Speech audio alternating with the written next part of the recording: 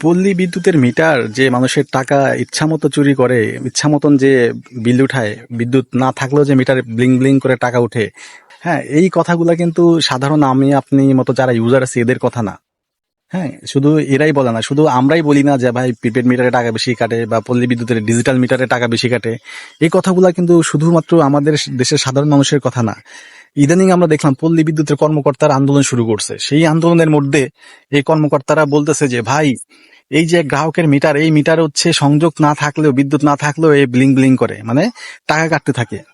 এই যে একটা সিটারি, এই যে কিছু মানুষ মানে প্রতিবাদ শুরু করলো, আন্দোলন শুরু করলো, এরা আসলে নিজেদের দায়িত্ব থেকে, নিজেদের মানে মনের বিবেকের বিরুদ্ধে, মানে বিবেকের সামনে এসে দাঁড়াইছে, দাঁড়ায় দেখছে যে না, আসলে এইভাবে নিরীহ মানুষদের কাছ থেকে অতিরিক্ত বিল আদায় করাটা এটা হারাম, এটা হালাল না।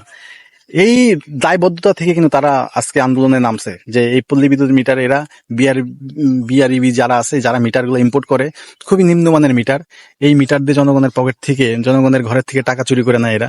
হ্যাঁ, মানে সফটওয়্যার এমন ভাবে ডিজাইন করে দেওয়া আছে, কারেন্ট থাকুক না থাকুক প্রতি মাসে এত ইউনিট, একটা নির্দিষ্ট ইউনিট তাকে খরচ করাবি। হ্যাঁ, এই যে একটা মানে জোট চুরি, এটা কিন্তু ওরা যদি আজকে আন্দোলন করে সবার সামনে না বলতো, তাহলে কিন্তু বাংলাদেশের মানুষ এইভাবে এটা জানতো না। যদিও কিছু কিছু গ্রাহক বিভিন্ন সময়ে মামলা করছে, এটা করছে সেটা করছে, করে কি হয়েছে, মানে আসলে সরকারের এই পল্লী বিদ্যুতের নিয়ে কোনো মাথা ব্যথা নাই। হ্যাঁ, মানে চলতেছে চলুক, সরকার রাজস্ব পাচ্ছে, ওরা চুরি করে খাচ্ছে। মানে ওই যে হীরক দেশের রাজার মতো একটা গল্প আছে না, যে যার মতো তাই যাই করতেছে। হ্যাঁ, তো এই পল্লী বিদ্যুৎ, বিশেষ করে এই পল্লী বিদ্যুৎ সবাইকে চুষে চুষে খাচ্ছিল। এখন যখন এদের কর্মকর্তারা আন্দোলনে চলে আসলো, মাঠে চলে আসলো, তখন কিন্তু একে একে এদের সব তথ্য ফাঁস হওয়া শুরু করলো যে এইভাবে হচ্ছে এরা মানুষের টাকা লুটে পুটে খায়। মিটারের জন্য আবেদন করলে আপনাকে মাসের পর মাস ঘুরাবে। মিটার আবেদন করলে যেখানে সরকারি ফি সরকার নির্ধারণ করে দিয়েছে 1350 থেকে 60 টাকা, সেখানে তারা এখন 8,000, 10,000 টাকা, 15,000 টাকা করে নেয়। আবার যদি বাণিজ্যিক মিটার নিতে চান, সেই ক্ষেত্রে আপনাকে দিয়ে ট্রান্সফরমার কিনাবে, সেই ক্ষেত্রে আপনাকে দিয়ে পোল কিনাবে, সেই ক্ষেত্রে আপনার কাছ থেকে আরো অনেক সরঞ্জাম বাবদ অনেক টাকা হাতিয়ে নিবে।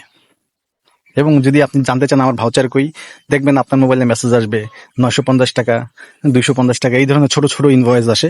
কিন্তু এই যে এতগুলা টাকা দেন, এইগুলার কোনো খোঁজ খবর নাই। এইগুলা মূলত হচ্ছে ওই পল্লী বিদ্যুতের এজিএম ডিজিএম থেকে যারা আছে সবার পকেটে যায়। দেখেন, আপনার বাসা যদি একটু ভিতর সাইডে হয় আর সেইখানে যদি খাম্বার প্রয়োজন হয়, পোল মানে পল্লী বিদ্যুতের যে খাম্বা, এই খাম্বার যদি প্রয়োজন হয়, তাহলে সেই খাম্বার টাকাটা আপনার কাছ থেকে নিবে এরা। খাম্বার দাম যদি হয় 20,000 টাকা, আপনার কাছ থেকে নিবে 70,000 টাকা।